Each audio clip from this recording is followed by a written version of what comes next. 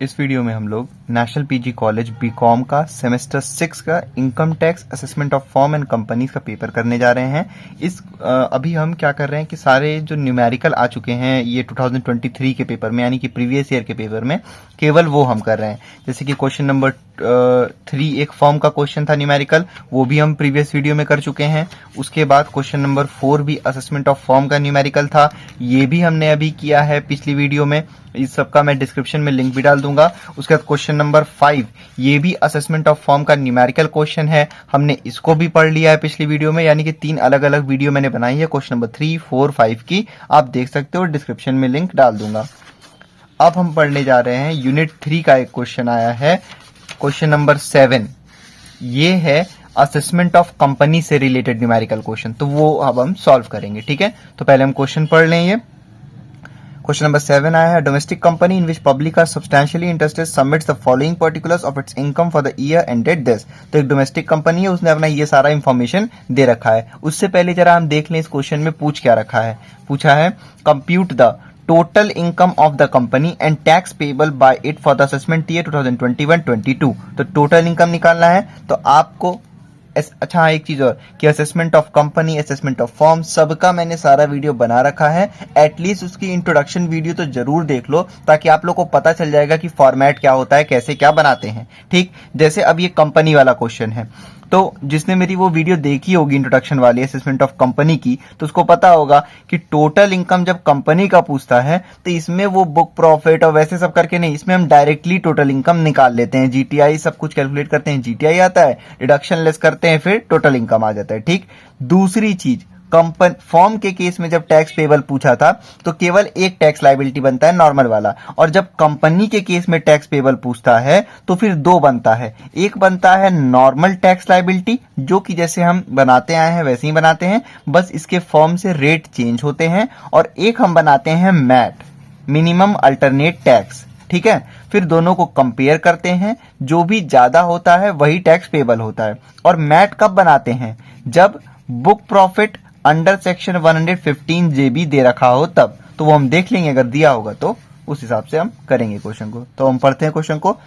सबसे पहले लिखा है profit of business after deduction of donation to approve charitable institution. अब देखो, इसके लिए आपको पहले तो देखना होगा असेसमेंट ऑफ कंपनी का इंट्रोडक्शन वीडियो, उसके बाद देख लो असेसमेंट ऑफ फर्म का इंट्रोडक्शन वीडियो। क्योंकि असेसमेंट ऑफ फर्म की इंट्रोडक्शन वीडियो में जैसे मैंने समझा रखा है कि नेट प्रॉफिट में डिसअलाउड एक्सपेंसेस ऐड करते हैं, क्या लेस करते हैं, तो वो सबका यूज इनडायरेक्टली तरीके से यहाँ पे आएगा। तो अब देखते हैं, यहाँ लिख दिया है कि प्रॉफिट ऑफ बिजनेस है चैरिटेबल इंस्टीट्यूशन को डोनेशन करने के बाद। और हमने क्या पढ़ा है कि ये जो donation to approve charitable institution होता है, ये एक डिसअलाउड एक्सपेंसेस है। भाई इन्होंने कहीं डोनेशन किया है तो वो बिजनेस का खर्चा थोड़ी ना है, लेकिन यहां पे इन्होंने क्या किया है, डिडक्शन कर दिया है। यानी कि जो पीएल अकाउंट बना होगा ना, उसमें डेबिट साइड इन्होंने डोनेशन दिखा दिया है। तो आपका क्या काम बनता है कि ये डिसअलाउड एक्सपेंसेस है, तो इसको नेट प्रॉफिट में ऐड कर लो। तो आप क्या लिखोगे, इनर कॉलम में लिखोगे नेट प्रॉफिट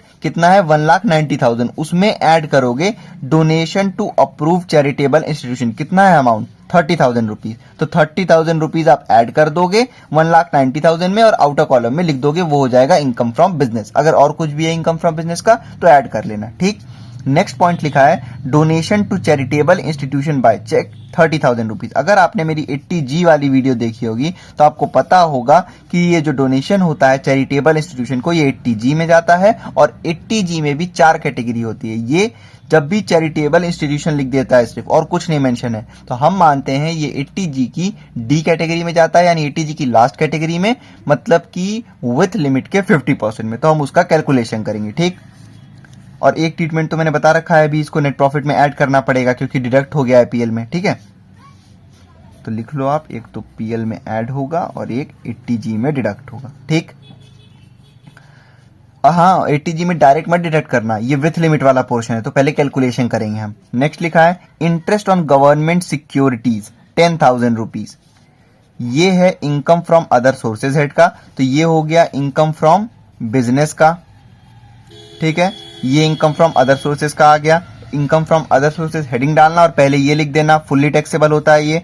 उसके बाद लिखा है dividend from a domestic company 60,000, ये भी फुल्ली टैक्सेबल होता है इनकम फ्रॉम अदर सोर्सेज में, तो एक ही हेड डालना, उसके अंदर में ये दोनों इनर कॉलम में लिखना और फिर आउटर कॉलम में ऐड करके दोनों का अमाउंट लिख देना, ठीक। फिर है लॉन्ग टर्म कैपिटल गेन, साफ साफ आपको पता है ये कैपिटल गेन्स का है, पूरा पोर्शन टैक्सेबल होगा 50,000 रुपीज, ठीक है। आगे लिखा है बुक प्रॉफिट अंडर सेक्शन 115 जेबी। अब अच्छा, और ये सब पता है ना, ये सब कहाँ पे क्या होगा, ये आप सीधे बनाओगे कंप्यूटेशन ऑफ टोटल इनकम और उसमें ये सब चीज ऐड करोगे, जीटीआई आएगा, फिर उसके बाद 80G का आप डिडक्शन दोगे ये वाला, तब आपका आ जाएगा टोटल इनकम। अब आगे लिखा है बुक प्रॉफिट अंडर सेक्शन 115 जेबी। अब असेसमेंट ऑफ कंपनी का अगर आपने इंट्रोडक्शन वीडियो देखा है तो आपको पता होगा कि इसका यूज भूल से भी इसको बुक प्रॉफिट जैसे फॉर्म में करते हैं टोटल इनकम निकालने के लिए, वैसे मत यूज कर देना। जब भी लिखा हो बुक प्रॉफिट अंडर सेक्शन 115 जेबी और कंपनी का क्वेश्चन हो तो फिर इसकी मदद से हम मैट बनाते हैं, ठीक है। इसी पे सीधे हम 15% का लेते हैं और फिर उसका सरचार्ज और टैक्सेबल सरचार्ज और मार्जिनल रिलीफ और फिर हेल्थ एंड एजुकेशन सेस, ठीक है। फिर मैट को और नॉर्मल टैक्स लायबिलिटी को हम कंपेयर करेंगे, जो भी मैट में और नॉर्मल टैक्स लायबिलिटी में ज्यादा अमाउंट होगा वही हो जाएगा टैक्स पेबल, ठीक है। आगे लिखा है during the financial year the company deposited 15,000 in industrial development bank of India, इससे रिलेटेड कोई डिडक्शन नहीं मिलता है, कुछ नहीं होगा। उसके बाद लिखा है company distributed a gross dividend of ₹1 lakh, इसका भी कोई ट्रीटमेंट नहीं होना है इसमें, ठीक है। तो सबसे पहले हम बनाएंगे टोटल इनकम, फिर नॉर्मल टैक्स लायबिलिटी, उसके बाद मैट। बाकी ये पूरे क्वेश्चन पेपर को मैंने शॉर्ट्स में अपलोड कर रखा है, आप लोग वहां से स्क्रीनशॉट ले सकते हो। अब हम इनकम टैक्स के 2023 के PYQ का 7 का सॉल्यूशन देखने जा रहे हैं। तो हमको पता होना चाहिए कि असेसमेंट ऑफ कंपनी में हम बुक प्रॉफिट नहीं बनाते हैं, जैसे यहाँ पे टोटल इनकम पूछ रखा है तो सीधे हम टोटल इनकम ही बनाएंगे। कंप्यूटेशन ऑफ टोटल इनकम, जो भी असेसमेंट ईयर दे रखा है क्वेश्चन में वो हम यहां पे लिख लेते हैं, ठीक है। उसके बाद अब यहां पे सबसे पहले दिया था profit of business after deduction of donation to approved charitable institution. तो पहली बात तो ये जाएगा इनकम फ्रॉम बिजनेस हेड में, इनकम फ्रॉम बिजनेस, उसमें है क्या, उसमें है प्रॉफिट्स ऑफ बिजनेस। लेकिन सीधे आप आउटर कॉलम में नहीं लिखोगे। अमाउंट कितना है 1,90,000, पहले आप उसको इनर कॉलम में लिखो। उसमें बोल दिया है कि जो चैरिटेबल इंस्टीट्यूशन में डोनेशन किया गया था उसको डिडक्ट कर दिया गया है, मतलब पीएल अकाउंट में डेबिट कर दिया गया है। तो आपको तो पता है कि ये डोनेशन बिजनेस से रिलेटेड नहीं होता है, इसलिए इसको पीएल में डेबिट नहीं करना चाहिए था। अब तो इन्होंने कर दिया, तो आपका काम है उसको ऐड करना। ये एक डिसअलाउड एक्सपेंसेस है। ये सब कैसे पता लगेगा आपको, जब आप मेरी असेसमेंट ऑफ कंपनी की इंट्रोडक्शन वीडियो और असेसमेंट ऑफ फॉर्म की भी इंट्रोडक्शन वीडियो देखोगे तब समझ में आएगा। क्योंकि ये जो नेट प्रॉफिट में ऐड करते हैं, लेस करते हैं, ये फर्म वाले में मैंने समझाया है, ठीक है। बाकी इसका फॉर्मेट कंपनी वाले में समझाया है, ठीक। तो वो देख लो आप। तो लिख दोगे आप यहां पे donations to approved charitable institution, ठीक। अमाउंट कितना है 30,000 रुपीज। ऐड कर लो आप इन दोनों को, तो ये आपका आ जाएगा 9,312 को 2, सॉरी यहाँ 0 आएगा, 9,312 को 2 करेगा 2,20,000 रुपीज, ठीक है। उसके बाद है donation to charitable institution by cheque, ये 80G में डिडक्शन होगा सीधे जीटीआई के बाद। नेक्स्ट पॉइंट है इंटरेस्ट ऑन गवर्नमेंट सिक्योरिटीज, ये आएगा इनकम फ्रॉम अदर सोर्सेस।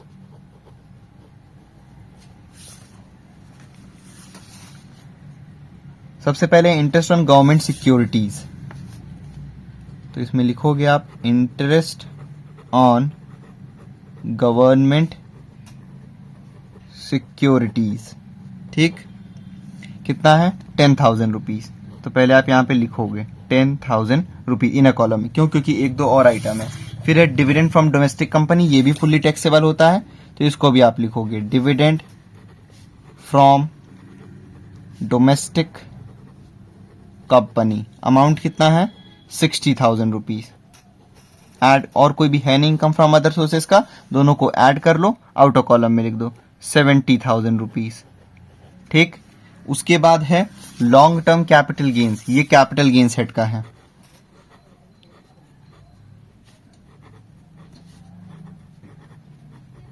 केवल लॉन्ग टर्म कैपिटल गेन दे रखा है, यहां आप लिख लो long term capital gain, amount है 50,000 रुपीज और कुछ है नहीं, सीधे आप आउटर कॉलम में लिख लो। ठीक है, उसके बाद और कोई भी इनकम है नहीं, ये हमने ये ले ही लिया, इन दोनों को ऐड कर लिया। गवर्नमेंट सिक्योरिटीज, डोमेस्टिक कंपनी भी ले लिया हमने, लॉन्ग टर्म कैपिटल गेन ले लिया। उसके बाद लिखा है बुक प्रॉफिट अंडर सेक्शन 115 जेबी, भूल से भी इसको फॉर्म की तरह टोटल इनकम में नहीं ले लेना। अंडर सेक्शन 115 जेबी जब भी दे रखा है कंपनी वाले केस में, तो इसका काम बस मैट बनाने के लिए आएगा, मिनिमम अल्टरनेट टैक्स। ठीक, तो अब और कुछ है नहीं, ऐड कर लो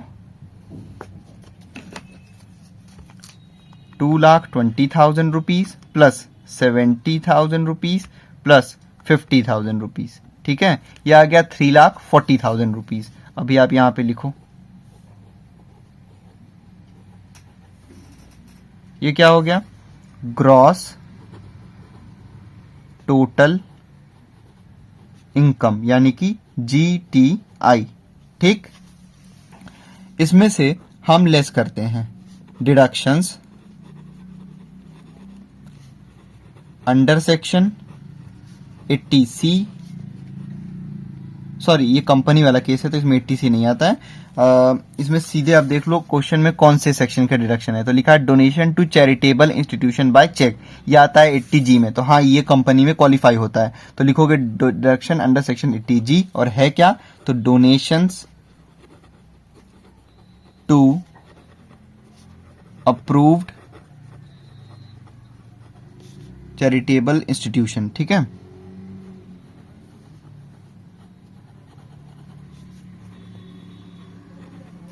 ये 80G का है, तो इसको आप सीधे यहां पे लेस मत करना। 80G वाली अगर आपने वीडियो देखी होगी तो मैंने समझा रखा है, एक चार्ट बना के हम इसको सॉल्व करते हैं। यहां पे स्पेस आप छोड़ दोगे, नेक्स्ट पेज पे आ जाओगे। तो हम लोग सेंटर में लिख देते हैं 80G, इसको दो पार्ट में बाइफरकेट करते हैं। इधर लिखते हैं हम नो लिमिट और इधर लिखते हैं हम विथ लिमिट। नो लिमिट को भी हम दो पार्ट में डिवाइड करते हैं, इधर लिखते हैं हम 100%, इधर लिखते हैं हम 50%। फिर विथ लिमिट को भी दो पार्ट में डिवाइड करेंगे हम 100% और 50%। ये हो गया आपका category A, category B, category C और कैटेगरी डी। पहला काम है सिर्फ और सिर्फ वैल्यू पुट करना। तो इस क्वेश्चन में लिखा है डोनेशन टू चैरिटेबल इंस्टीट्यूशन, ये सीधे चला जाता है डी में। कितना अमाउंट है, 30,000 रुपीज, यहां पे आप लिख लो। यहां पे नेशनल और पीएम वाले फंड आते हैं, पीएम का एक एक्सेप्शन यहां पे आता है, फैमिली प्लानिंग वाला यहां पे आता है। तो सबका मैंने समझा रखा है किस कैटेगरी में क्या आएगा, एक बार आप वो वीडियो देख लो 80G वाला। ठीक, अब यहां पे होता अमाउंट यही 30,000, तो नो लिमिट लिखा है ना, साफ साफ नो लिमिट का मतलब क्या होता है, कोई लिमिट नहीं, उसका पूरा 100% यानी कि 30,000 का 30,000 क्वालिफाई हो जाता। यहां होता तो उसका 50% क्वालिफाई हो जाता, क्योंकि कोई लिमिट नहीं। यहां पढ़ो क्या लिखा है, विथ लिमिट, तो पहले लिमिट कैलकुलेट करोगे, कंपेयर करोगे, उसके बाद इसको दोगे क्वालिफाई। ठीक है, तो यहां पे आप एक लाइन छोड़ दो, उसके बाद यहां लिखो आप लिमिट इज इक्वल टू 10% ऑफ एडजस्टेड GTI। ध्यान रखना टोटल इनकम का 10% सीधे मत निकाल लेना, एडजस्टेड GTI का 10%, तो 10% ऑफ ये हम कैलकुलेट करेंगे अब। ठीक, एडजस्टेड GTI कैसे आता है, सबसे पहले हम लेते हैं GTI आया कितना है हमारा, 3,40,000 रुपीज। उसमें से हम लेस करते हैं कोई भी डिडक्शन अगर दे रखा है, under section 80C to 80U नहीं दे रखा है तो नील कर दोगे, एक्सेप्ट 80G लेते हैं यहाँ पे, क्योंकि 80G का ही तो कैलकुलेशन हो रहा है। ठीक है, उसके बाद लॉन्ग टर्म कैपिटल गेन लेते हैं विद सेक्शन और विदाउट सेक्शन। तो क्वेश्चन में दे रखा है, कितना दे रखा है, 50,000 दे रखा है। उसके बाद हम लेते हैं short term capital gain under section 111A। ये अगर दिया भी है ऐसे, इस सेक्शन के साथ स्पेसिफाई होना चाहिए 111A के साथ, तभी यहाँ पे लेंगे, वैसे यहाँ पे नहीं दे रखा है तो नील कर दो आप। ठीक, उसके बाद ये 3,40,000 में आप 50,000 को लेस कर लो।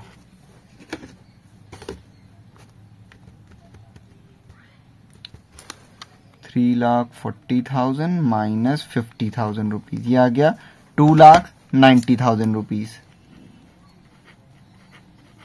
ये क्या आ गया? ये आ गया एडजस्टेड GTI। ठीक, तो 10% ऑफ दिस अमाउंट 2,90,000 रुपीज। अब इसका 10% आ जाएगा 29,000 रुपीज। ये यहां पे आप लिख लो विथ लिमिट की जगह पे 29,000 रुपीज। ठीक है, अब यहाँ तो लिमिट आ गया 29,000 रुपीज, जो कि सबसे पहले हम इस अमाउंट को, अच्छा देखो यहाँ पे लिमिट कम है, ठीक है, तो पहले इसका मैं समझा दे रहा। और यहाँ पे एक और इम्पोर्टेंट चीज है जो कि इस चीज को बताने के बाद बता रहा हूँ अभी, ठीक है, तो ध्यान से सुनिएगा। यहाँ पे तो 29,000 यहाँ पे लिमिट है। सबसे पहले हम लिमिट को यहाँ पे यूटिलाइज करने की कोशिश करते हैं। तो यहाँ पे जब अमाउंट ही नहीं है, कुछ भी नील अमाउंट है, तो यहाँ पे कुछ भी नहीं यूटिलाइज कर सकते हैं। अब आते हैं यहाँ पे, तो यहाँ पे हम कंपेयर करेंगे इन दोनों को। तो जब आप देख रहे हो लिमिट विथ लिमिट लिखा है ना, तो लिमिट कितना है 29,000 और ओरिजिनल में डोनेशन किया कितना गया है 30,000 रुपीज, यानी कि 1,000 रुपए लिमिट से ज्यादा डोनेशन किया हो गया है। तो कर तो सकते हो आप डोनेशन, लेकिन अब यहाँ क्या है कि अब फायदा इनको कितने का मिलेगा? लिमिट कितने की है? 29,000 की। भले ही डोनेशन 30,000 का इन्होंने किया है, लेकिन इनको यहाँ पे 50% किसका मिलेगा? जितना लिमिट है इनका। तो लिमिट इनकी कितनी है? 29,000 रुपीज। तो सीधे यहाँ लिखो आप 29,000 रुपीज और उसका 50% आप निकाल दोगे, क्योंकि लिमिट ही इतनी थी ना। भले ही डोनेशन उन्होंने ज्यादा किया, उससे क्या मतलब, लिमिट तो इतनी है ना, तो बस इसका यहाँ पे क्वालिफाई होगा।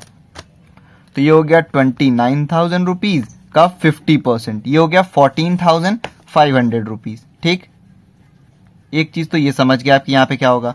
दूसरी चीज ये कह रहा हूं कि भाई एक और कंडीशन होती है कि जब लिमिट ज्यादा है तब क्या करते हैं। तो लिमिट जब ज्यादा होता है ना, तो इंडिविजुअल के केस में हम कुछ और करते थे, और कंपनी के केस में जब लिमिट ज्यादा होती है इस वाले अमाउंट से, तब क्या करते हैं हम। तो प्लीज इसके लिए आप लोग असेसमेंट ऑफ कंपनीज का क्वेश्चन नंबर 2 का वीडियो जरूर देख लो। पूरी वीडियो मत देखो, नहीं देखना है तो सीधे उसमें जाओ, आगे करो, और जहां पे मैंने 80G वाला समझाया है वहां देख लो। तो ये जब कंपनी के केस में लिमिट कम रहेगा तब क्या करना है वो मैंने यहां समझा दिया। जब कंपनी के केस में लिमिट इस वाले अमाउंट से ज्यादा रहेगा तब क्या करना है, ये आप असेसमेंट ऑफ कंपनीज के क्वेश्चन नंबर 2 में समझोगे। वो उसका मैं लिंक डिस्क्रिप्शन में डाल दूंगा, जरूर से देख लेना आप लोग। ठीक, अब ए में नील अमाउंट है, बी में नील अमाउंट है, सी में नील अमाउंट है, डी में कितना आया 14,500, यानी कि 80G का क्वालिफाइंग अमाउंट कितना आ गया 14,500 रुपीज। ठीक,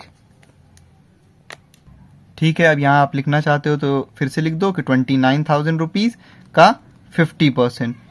तो यहां लिख दो आप 29,000 रुपीज का 50%। हालांकि हम दिखा चुके हैं इसको, कितना आया था 14,500 रुपीज। सीधे आउटर कॉलम में, और कोई डिडक्शन क्योंकि है नहीं, इसको आप GTI में से लेस करोगे।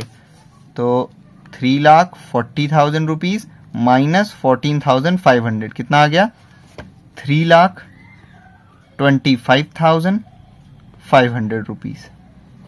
ठीक, ये क्या हो गया, ये हो गया टोटल इनकम। टोटल इनकम हमारा आ गया है 3,25,500। अब इस क्वेश्चन में हमसे बोला था कि टैक्स पेबल भी निकालिए। तो फॉर्म वाला कंडीशन होता तो टैक्स पेबल बस एक तरीके से निकलता, क्योंकि ये कंपनी वाला क्वेश्चन है। तो जब भी टैक्स पेबल बोलेगा तो पहले एक नॉर्मल टैक्स लायबिलिटी बनेगा, उसके बाद फिर मैट बनेगा, यानी कि मिनिमम अल्टरनेट टैक्स, जो कि इस बुक प्रॉफिट की मदद से अंडर सेक्शन 115 JB की मदद से बनेगा। फिर दोनों को हम कंपेयर करेंगे, जो भी ज्यादा अमाउंट होगा वही ओरिजिनल टैक्स पेबल हो जाएगा। तो सबसे पहले हम लिखते हैं कंप्यूटेशन ऑफ टैक्स पेबल।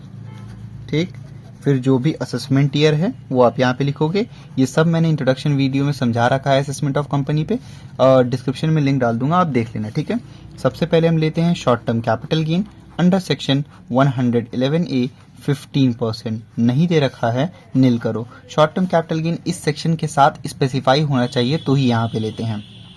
उसके बाद लॉन्ग टर्म कैपिटल गेन लेते हैं अंडर सेक्शन 112 और ये 10% या फिर 20%। बेसिकली हम इसमें 20% लेते हैं क्योंकि हम मानते हैं कि वो इंडेक्सिंग के बाद का अमाउंट दे रखा है। तो यहाँ पे लॉन्ग टर्म कैपिटल गेन है इस क्वेश्चन में, कितना दे रखा है, 50,000 रुपीज है।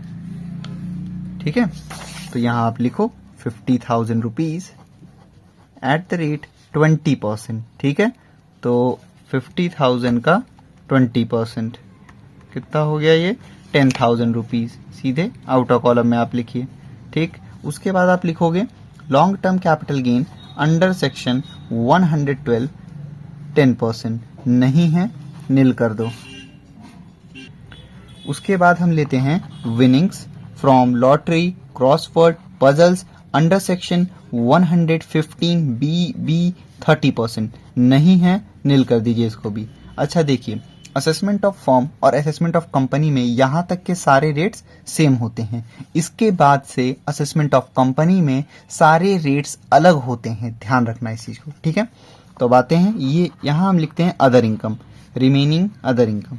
ठीक, फॉर्म के केस में तो अदर इनकम का सीधे हम एक परसेंटेज फिक्स था वो ले लेते थे, लेकिन कंपनी के केस में डिपेंड करता है। अगर कंपनी का टर्नओवर प्रीवियस ईयर में 400 करोड़ से ज्यादा है, ध्यान रखना है टर्नओवर बोल रहा हूं, टर्नओवर अगर 400 करोड़ से ज्यादा है तो 30%, 400 करोड़ से कम है टर्नओवर तो 25%। क्योंकि यहाँ पे इस क्वेश्चन में स्पेसिफाई नहीं किया गया है, बताया नहीं गया है कि कितना टर्नओवर है, तो हम मानेंगे कि 400 करोड़ से टर्नओवर कम है और इसलिए हम निकालेंगे कितना, 25%। ठीक, अब रिमेनिंग अदर इनकम कैसे आता है ये भी मैंने इंट्रोडक्शन वीडियो में समझा रखा है। तो सबसे पहले आप क्या करोगे, जो टोटल इनकम आपका आया हुआ है इस क्वेश्चन में, कितना आया है, 3,25,500 रुपीज। ठीक, तो वो यहाँ पे लिखो पहले आप 3,25,500, उसमें से आप माइनस करोगे क्या चीजें, इन चारों में से जो भी यहाँ पे यूज हो गया है उसका ओरिजिनल अमाउंट। कहने का मतलब ये फर्स्ट, थर्ड और फोर्थ वाला अमाउंट तो यूज ही नहीं हुआ है पॉइंट, ठीक है, ये सेकंड वाला पॉइंट यूज हुआ है, तो ये मत लेस करना। इसका ओरिजिनल अमाउंट कितना है, देखो परसेंटेज निकालने से पहले 50,000, तो 50,000 लेस कर दोगे।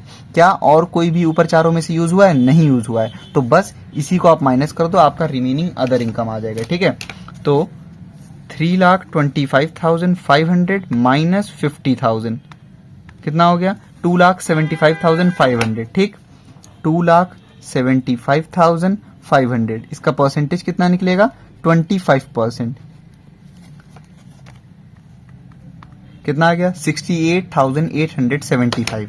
यहां पे लिखिए आप इसको 68,875 ऐड कर दीजिए इन दोनों को, तो ये हो जाएगा आपका 78,875। ठीक, उसके बाद हम ऐड करते हैं सरचार्ज। मैं बार बार आपको बता रहा हूं, फॉर्म के कंडीशन में और कंपनी के कंडीशन में यहां तक का रेट सेम है, उसके बाद अदर इनकम से रेट्स चेंज हो जाते हैं। ठीक, तो अब सरचार्ज, अगर कंपनी का टोटल इनकम 1 करोड़ से ज्यादा और 10 करोड़ तक है तो 7%, और अगर कंपनी का टोटल इनकम 10 करोड़ से ज्यादा है तो 12%। यहां पे दोनों ही कंडीशन नहीं फुलफिल हो रही है, इसलिए सरचार्ज आप नील कर दोगे। ठीक, उसके बाद हम लेस करते हैं क्या चीज, मार्जिनल रिलीफ। नहीं है, नील कर दो। इसको भी कंपैरिजन करते हैं, अगर टोटल इनकम 1 करोड़ से ज्यादा या फिर 10 करोड़ से ज्यादा है तो नहीं है, यहाँ पे नील करिए इसको भी। यही आ गया 78,875। ठीक, एट लास्ट हम लेते हैं add health and education cess. कितना परसेंट, 4%। किस अमाउंट का, ये इस वाले अमाउंट का, तो 78,875 एट द रेट 4%। ठीक,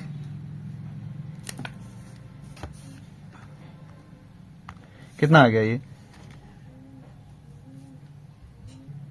3,155। आउटर कॉलम में लिखिए इसको, इसको आप ऐड कर दो इस वाले अमाउंट में,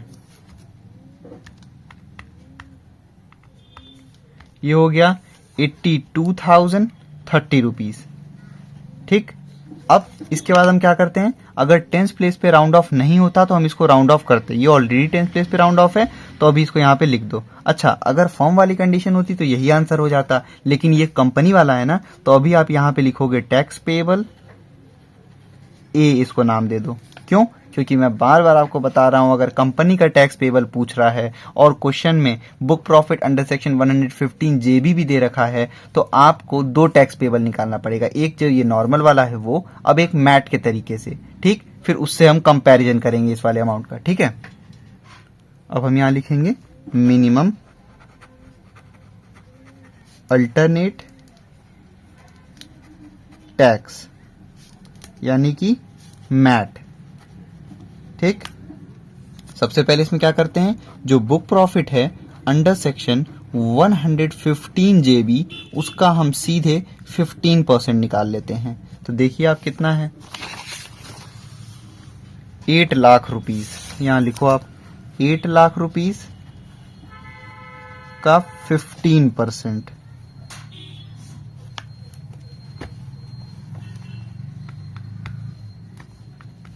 कितना हो गया ये, 1,20,000 रुपीज, 1,20,000 रुपीज, ठीक है। तो इसको आप यहाँ पे लिखो आउटर कॉलम में, 1,20,000 रुपीज आ गया, ठीक है। उसके बाद हम इसमें ऐड करते हैं क्या, सरचार्ज। इसका भी सेम, क्योंकि ये कंपनी वाला है और डोमेस्टिक कंपनी है, तो सेम रेट्स होगा जो कि नॉर्मल टैक्स लायबिलिटी में लगता है। मतलब कि अगर बुक प्रॉफिट 1 करोड़ से ज्यादा और 10 करोड़ तक होता तो 7% लेते, अगर बुक प्रॉफिट 10 करोड़ से ज्यादा होता तो 12% लेते। नहीं है दोनों ही कंडीशन, नील करिए वापस से ये अमाउंट 1,20,000 रुपीज। उसके बाद मार्जिनल रिलीफ, सेम वही 1 करोड़ और 10 करोड़ वाली कंडीशन नहीं है, नील करिए इसको आप, वापस से ये लिखिए 1,20,000 रुपीज, ठीक। एट लास्ट हम क्या लेते हैं, health and education cess, health and education cess कितना परसेंट, तो 4% इस वाले अमाउंट का। तो 1,20,000 रुपीज एट द रेट 4%, ठीक है। तो 1,20,000 का 4% आप निकालोगे तो आ गया 4,800 रुपीज। इसको ऐड करो आप 1,20,000 में, यह आ गया 1,24,800 रुपीज। ये क्या आया है, यह आ गया टैक्स पेबल बी। अब इसके बाद हम क्या करते हैं, हम लिखते हैं टैक्स पेबल ए और B, whichever is more.